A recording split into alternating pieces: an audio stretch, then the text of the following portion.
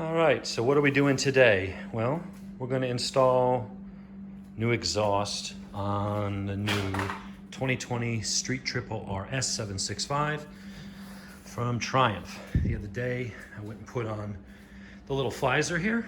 I don't know how much wind it'll deflect, but anything's better than what it was, but I actually think it came out pretty good. It really does kind of enhance the front end, give me a little more wind deflection without being goofy. It also just makes this look more complete. It looked weird when that line stopped right there. So here it just looks a little nicer. So what are we gonna do today? Well, we've got the stock exhaust, which as far as stock exhausts go, it's a good exhaust. It actually sounds far better than you would expect a stock exhaust to sound. But there's the tinker in me that says, I gotta fuck with stuff. So, but I don't like spending a lot of money on exhaust. There's certain things I'll spend money on, certain things I won't. I just need something that sounds good, maybe takes a little weight off there. If I get a performance gain, great. I don't want to throw money into tuning and a power commander and crap like that. So I'm not looking for big performance gains, because despite what a lot of companies say of, oh, you pick up 6 or 7 horsepower from a slip-on with no fueling needed, it's a bunch of crap. If the exhaust that you're putting on changes the flow of the motor to the extent that you're picking up 5+ horsepower, it will absolutely throw your fueling off. Nothing is free. Now, the only exception could be is if for whatever reason your bike came from the factory running very, very rich, and so putting a free-flowing exhaust actually leaned it out and put the air-fuel ratio where it's, more optimal, okay, you might pick up a little bit of horsepower.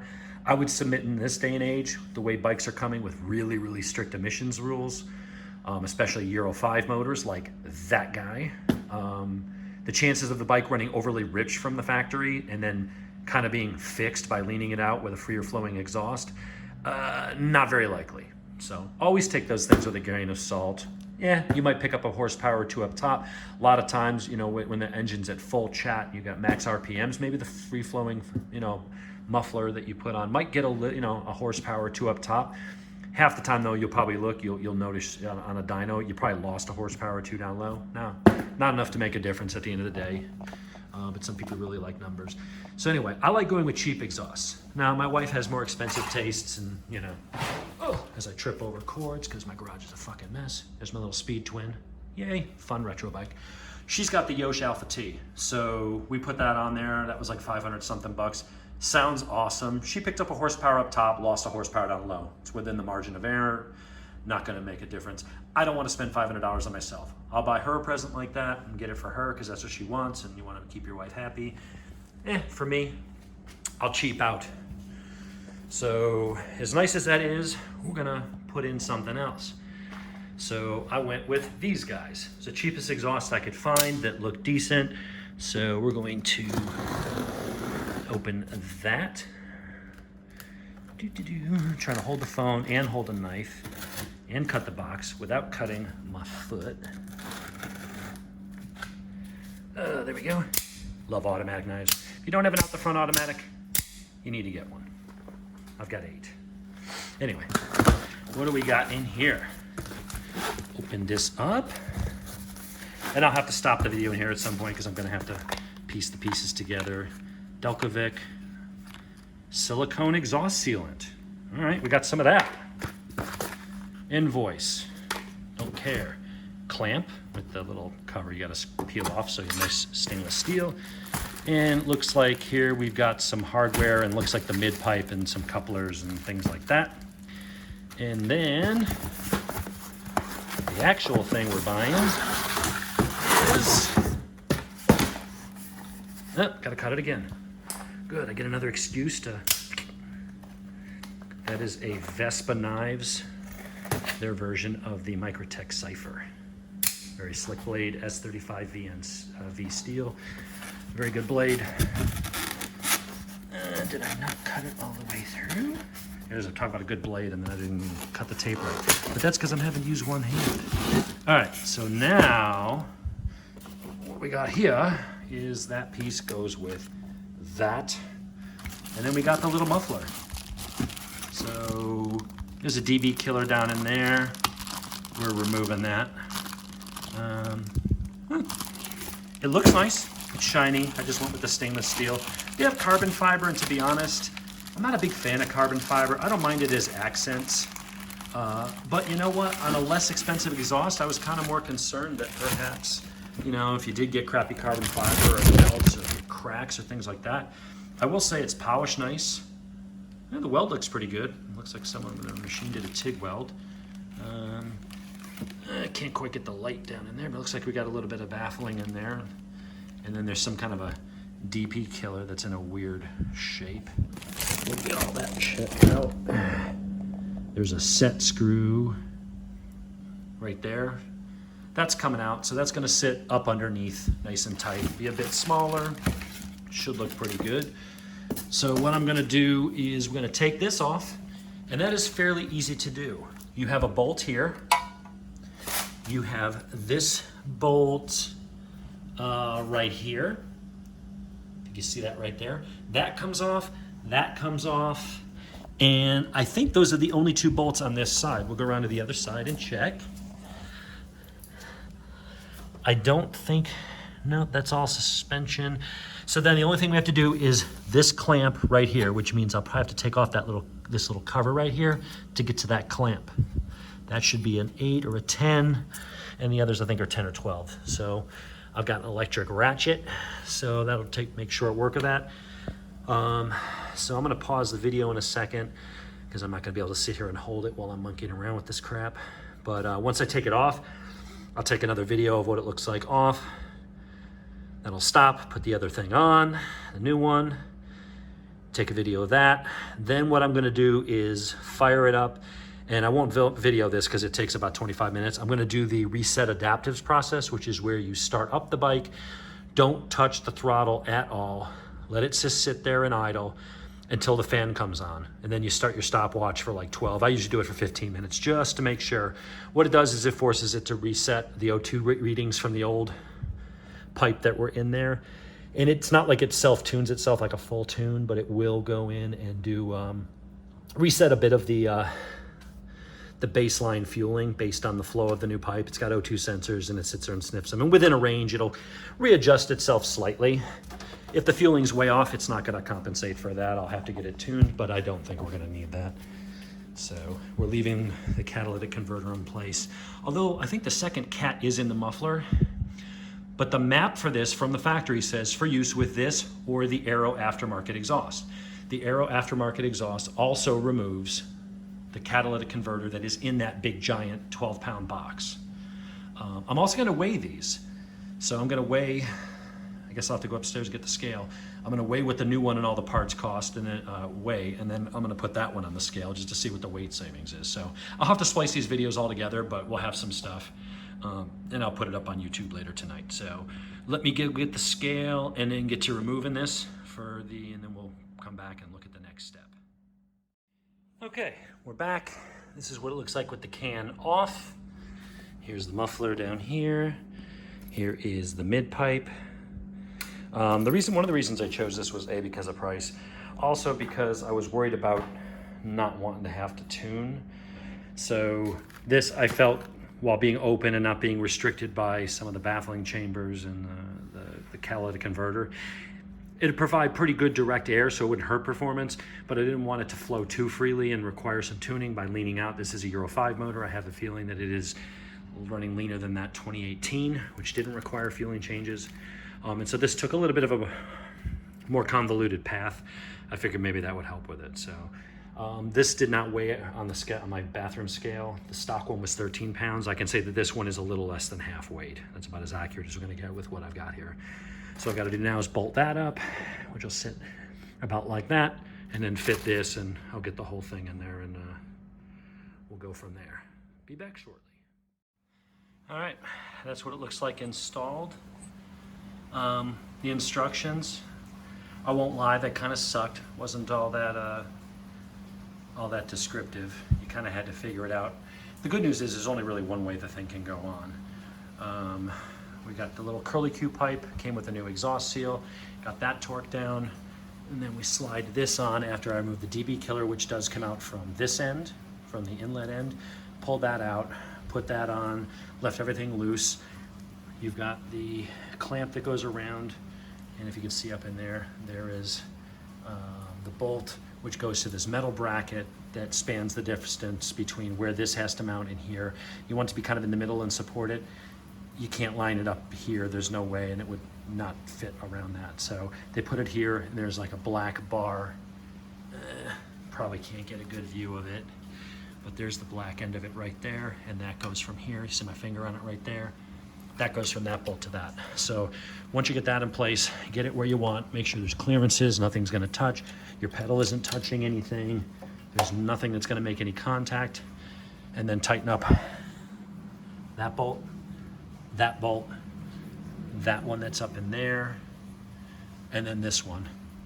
And it's as tight as it's gonna be, so it should be fine. I'll go by and retorque this thing in a little bit. Right now I'm gonna start it up, let it do the 12-minute tune, which actually takes about 25 minutes because you gotta wait for it to hit operating temperature, which means the fan kicks on. Then after that, I'll come out and do a sound test, and then we'll edit this all together and put it up on the YouTubes. And I'll get a nice rag and polish that up, get all my greasy fingerprints off it. All right, last part we're gonna do here is fire it up, see how it sounds. I do have a fan in the background because this thing was getting pretty hot sitting here for half an hour in the garage. So if I get a little hand to help fan on to help circulate the air through there, but once it fires up, I'll turn it down to, actually let's go ahead and turn it down to low. We'll get a little air circulating.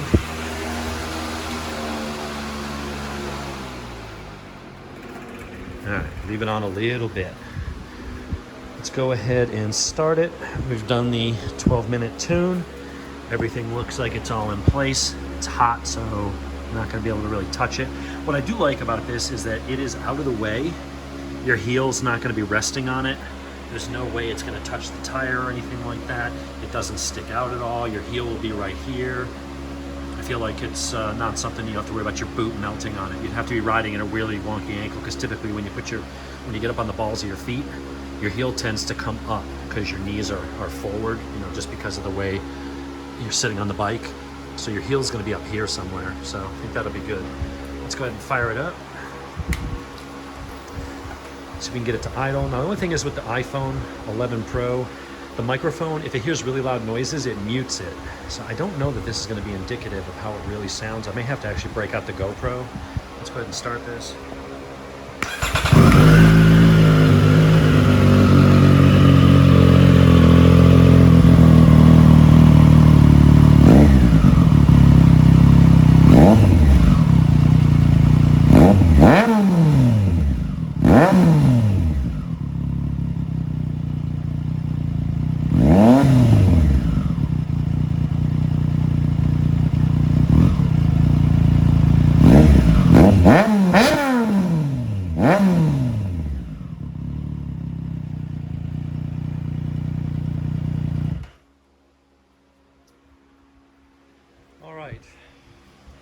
That might be excessively loud.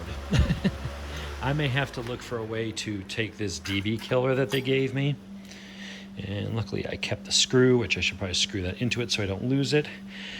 I may need to do something with this. What I want to do is put it on the dyno and kind of play with it and see if I chop off a little bit at a time and see if I can bring the tone down just a little bit without really affecting flow through. I think just maybe drilling a hole there or just cutting off that end cap and having this kind of piece, this piece in the middle.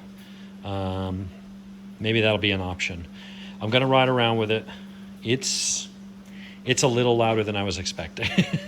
I have a feeling with this in, it's gonna be not loud enough and it may choke it up a little bit. So anyway, I'm gonna have to play around with that. Unfortunately, I think I have to take the can off. I'm not sure if I can push this in from the outlet because I've got to get this to line up on the inlet side. I mean, I guess with a long pair of needle nose, which I actually have a long pair of needle nose, so I might be able to make that happen. So we'll go ahead and play with it. I may put it on the dyno and just live with it where it is. It's not like it's the loudest bike I've had. The Aprilia Tuono was incredibly stupid loud. So I may have to come up with a way to use part of this so it deadens it or takes a little bit of the raspiness out, but not so much that it's plugging things up and really, killing the sound, because I do want it to sound good. So, but that's how it is so far. So I think the install is a success. And then we're gonna play with this. I think we'll have come up with some kind of half measure that'll give me just the right tone. Stay tuned. Let me fire up my wife's 2018 with the Alpha T from Yosh. And let me see how loud it is compared to that. So while I've got that thing kind of in my head, let's fire this one up.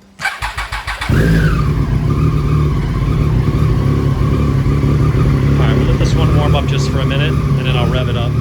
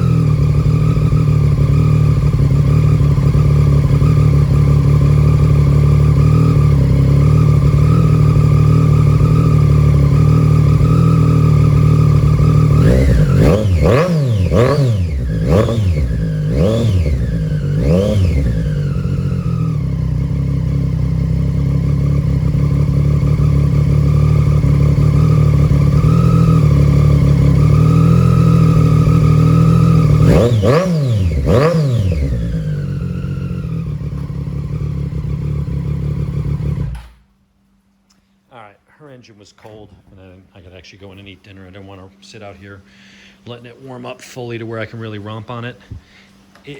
Mine's definitely louder. I don't know that it's like insanely louder once you're on the gas, but it might be. So we're gonna have to play around, I think, with that whatchamacallit. Sorry for, I know you're watching the video, it's all over the place. I look like I got Parkinson's or something, but I'm trying to move the bike back in place so I can shut up the garage for the night because it's cold, rainy, and shitty out. So I think if I were to let her bike warm up and rev on it, I think hers has a deeper tone for sure. It's got a smaller outlet. This thing's got a fairly big outlet on the end. Let me go grab a flashlight. So let's see. You can see the steam coming out. That's not smoke. She's got probably a little more baffling. It's a longer pipe, and it's got that nice screen in there. This, it's got some bumps and ridges in there. It's got some baffling. I don't think it's all that thick. It's pretty wide open. So that's why I think I'm gonna have to come up with something, maybe just a modified, just a piece of that, this steel butt plug looking thing. I think we'll come up with some sort of idea to play around with that. It'd be nice to do it on the dyno where we could slide it in, test it, and play with it and see, make sure we're not providing too much back pressure or too much restriction. Keep the performance where we want it. Maybe we'll be able to do something like that. I could take that over maybe to Huey's and put it on his dyno and bring a Dremel with me, and we can just start lopping off pieces at a time and see how it affects flow. I think as long as I don't have that end cap and it's not trying to breathe solely through these, I think if I just cut that end cap off and have this in the middle, that'll probably take some of that raspiness out. We'll find out.